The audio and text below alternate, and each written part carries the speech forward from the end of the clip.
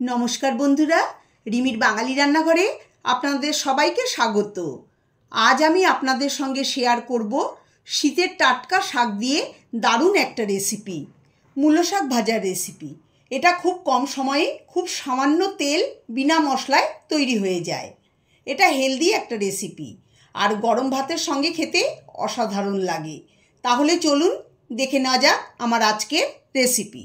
মূলো শাক ভাজা বানানোর জন্য এখানে আমি 2 আঁটি মূলো শাক নিয়ে মিহি করে কুচিয়ে নিয়েছি।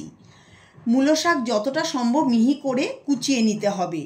শাক কেটে ভালো করে 3-4 বার জল দিয়ে ধুয়ে স্ট্রেনারে রেখে সব জল ঝরিয়ে একটা বড় বাটিতে রেখে দিয়েছি। এখন মূলো শাকে লবণ দিয়ে মাখিয়ে নেব। দিয়ে দিচ্ছি স্বাদ অনুসারে লবণ। এখন হাত দিয়ে চটকে চটকে দেখুন এইভাবে মেখে নিচ্ছি।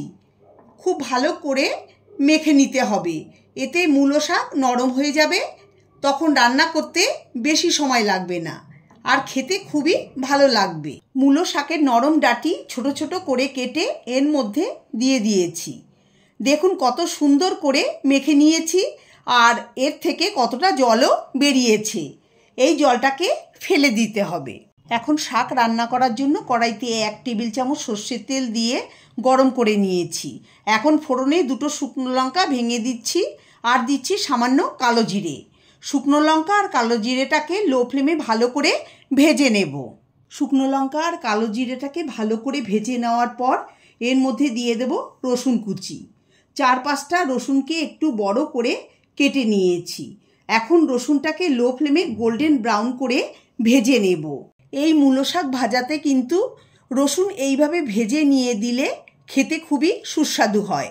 আপনারা রসুন পছন্দ না করলে রসুন ছাড়াই এটা করতে পারেন। রসুন ব্রাউন করে ভেজে নিয়েছি। এখন লবণ দিয়ে মেখে রাখা শাকের সব জল হাত দিয়ে চিপে চিপে ফেলে দিয়ে দিচ্ছি। এখন শাক দিয়ে নেড়ে চেড়ে ভালো করে মিশিয়ে নেব। প্রায় 1 মিনিট লো টু মিডিয়াম ফ্লেমে মেশানোর পর এর মধ্যে দিয়ে দেব সামান্য পরিমাণে হলুদ গুঁড়ো।